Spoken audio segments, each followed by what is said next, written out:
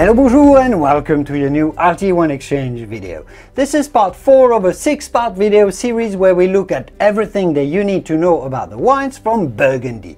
After looking at the top Chardonnays, the best white wines from Burgundy last week, the Chablis, the Meursaults, etc., let's focus today on the best red wines made in the birthplace and homeland of Pinot Noir. It's actually often not very well explained, let alone very well understood, how a wine from Pommard is different from a Gevrey-Chambertin or a Chambolle-Musigny or a Vosne-Romanée.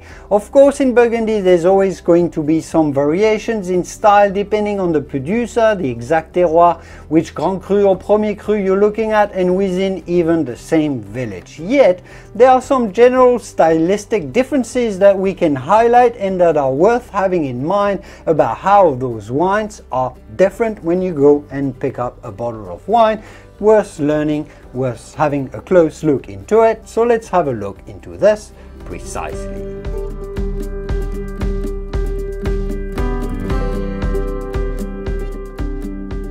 In a previous episode, we talked about the different levels in Burgundy wine classification, so we leave aside the regional appellations for Burgundy Pinot Noir here, like Bourgogne Rouge, Bourgogne Pinot Noir, the Haute Côte de Beaune, the Haute Côte de Nuit, to focus on the more high-end and more terroir-driven upper levels from Village, Premier Cru and Grand Cru.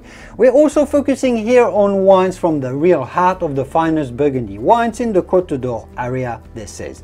So if you go to the south of this area, south of the beautiful city of Beaune, here lies what is called the Côte de Beaune, home of some of the finest whites in Burgundy, as we talked about last week, like Puligny and Meursault. But there are also here some really fascinating villages. Often they are a little more affordable than the ones from upper north, that we'll talk about in a minute. Starting probably with the most famous of them all, Pommard. Pommard makes the most powerful style of Pinot Noir in Burgundy. Pretty straightforward, easy to remember. Soils are rather heavy and clayey here with a lot of iron, resulting in wines that are strong yet characterful, perhaps a little more edgy and granulous in their tannic structure than in other parts that we talked about. You must know the real powerful personality and the distinctive style of Pommard.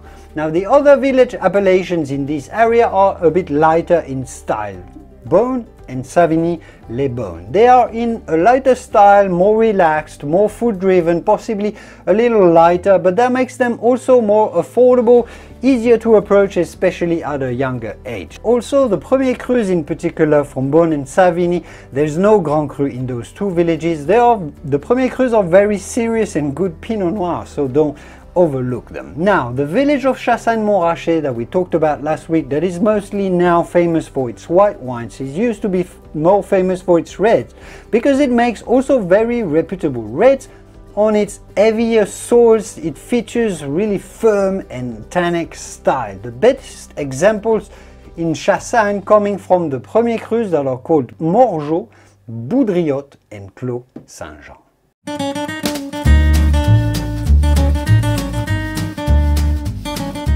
Moving north of the Côte de Beaune is what is called the Côte de Nuit, the real heart of the best Pinot Noirs in Burgundy. Now, in the center of this part lie Vosne-Romanée and Chambolle-Musigny, that we'll cover in a minute, that are often considered the finest reds in Burgundy, the ones with the most finesse and elegance. Now, on both sides of this core of finesse to the north and to the south are two illustrious villages that make slightly more robust, denser style of Pinot Noir, less about the finesse, more about the body and the texture. Those are first to the south, Nuit Saint-Georges. There is no Grand Cru in Nuit Saint-Georges, but no less than 41 different Premier Crus, all fascinating to explore, of course. Experts will distinguish the richer style in the south of the village around Les Vaucrins, Les Cailles and Les Saint-Georges Premier Cru vineyards from the northern side of the village that is adjacent to Vosne-Romanée around Les Murgers, Les Damaudes and Les Boudaux that have more of the legendary Vosne-Romanée finesse.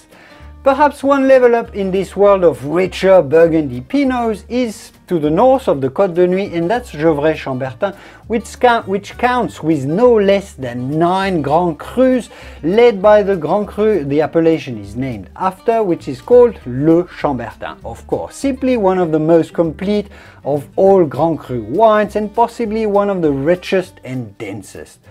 Another notable Grand Cru here is Chambertin Clos de Bèze. This is a Clos maybe not quite as intense as Le Chambertin, but almost. While Mazy-Chambertin and La Trissière-Chambertin, two other Grand Crus, are considered the next best.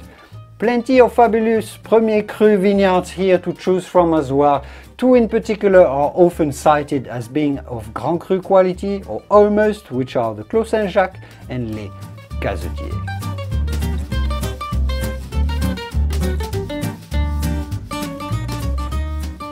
If you are more personally after finesse of delivery than power in your Pinot Noir, and many Burgundy wine lovers unsurprisingly, understandably are, these two villages are where you'll find the finest elegance, the refinement and the legendary floral characters of Pinot Noir that we love. You of course can't rank between Chambolle and Vosne-Romanée, but Vosne quite possibly gets the most press. Within this refined style of Pinot Noir, Chambolle-Musigny is the most elegant, so virtually the most elegant high-end Pinot Noirs in Burgundy, as the soil here has more chalk and less clay, making for more aerial wines, making for more tension and a little less density than in Vosne-Romanée. And that's of course particularly true for the two Grand Crus of Chambolle that are Pommard and Le Musigny. Incredible intensity, yet with a rare velvety texture and character. The Musigny, made by cult producer Domaine Leroy, is I think the second most expensive wine in the world, full stop, and that's quite telling. Some of the best Premier Cru vineyards of Chambolle include Les Charmes, Les Amoureuses, Sentiers, Les Fuets and Les Cherbaudes. Then of course the iconic village of Burgundy Pinot Noir is Vosne-Romanée. What can I say? Probably the most complete balance between complexity, the intensity, yet the finesse, it's got it all. Here is where potentially lies the most extraordinary completeness and concentration you can get out of a Pinot Noir, and some of the most sought after and rare wines in the world as a consequence. Vosne would probably require an entire video, and I guess all those villages, now that I think about it, probably would, but let's say that there are 6 Grand Cru vineyards here in Vosne-Romanée: La Romanée, La Tache, Richebourg, Romanée-Saint-Vivant, La Grande Rue, and of course Romanée-Conti. All are very small, very exclusive, very rare, very few producers make very few bottles of each. In fact, 3 of these Grand Crus, La Grande Rue, La Tache and Romanée-Conti, are monopoles, meaning that the whole Grand Cru vineyard is owned by one single producer. And for 2 of these 3 monopoles belong to Domaine de la Romanée-Conti, the wine made from Romanée-Conti vineyard by DRC, Domaine de la Romanée-Conti, is generally referenced as the most expensive wine in the world.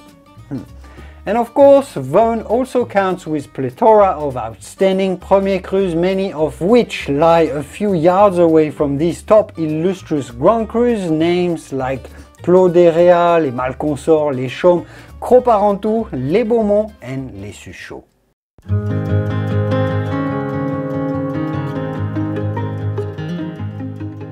Finally, we must talk about the largest walled vineyard in Burgundy of Grand Cru level, the famous Clos de Vougeot. I do happen to have a bottle of here. Counting with 50 hectares of vineyard in total, which is pretty big in Burgundy, believe me, so that's nearly 125 acres. The Clos is famously more heterogeneous than any other Grand Cru in Burgundy, with more than 80 different producers making it. I think there's more than 100 different vineyard plots there, with 6 different soil types. Quality can vary between producers, of course, but also geography within the Clos, the top of the Clos area being where lie the vineyards, reaching a more Grand Cru level comparable with other Grand Crus in other villages. The rest, let's say, is not always considered better than some of the fine Premier Crus elsewhere. Yet the wines by the top producers in the Clos cannot be overlooked by any stretch of the imagination and reach incredible quality like those of Domaine Comte Ligier-Belair, Leroy, René Angel and Domaine Prieuré Roche, just to name a few. Now the style of the Clos de Vougeot wines is more on the dense style, concentrated when young and rather robust more than purely elegant, although the best producers on the best sites will of course make the finest wines. This was our quick roundup of the different styles of Pinot Noirs made in the different villages of Burgundy and their subtle yet significant variations.